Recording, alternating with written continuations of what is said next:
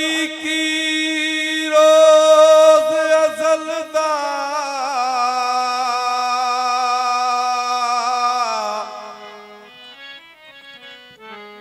नूर हकीकी रोज अजलदा हो सैयद दे सिर आया कदम कुरैशी तह सरवरदा हजरत मीरा ने उठाया कुल कुतुब ते कदम तहीदा फाइकिए फरमाया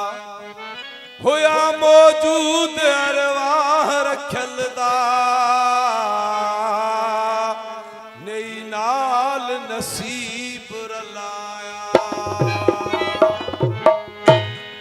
ओ रुख नाज भरा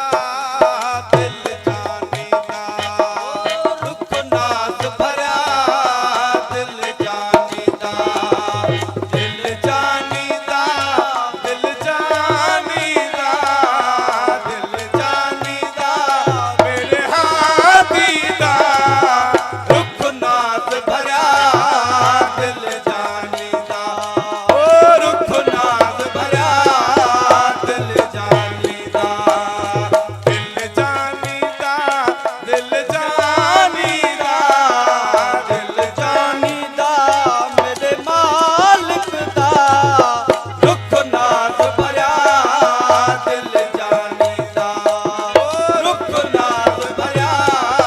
दिल जानी दा ओ बल बल आ बल छातियां पावन ओ छातियां पावन ओ ला बल बल आवने जातिया पावने जातिया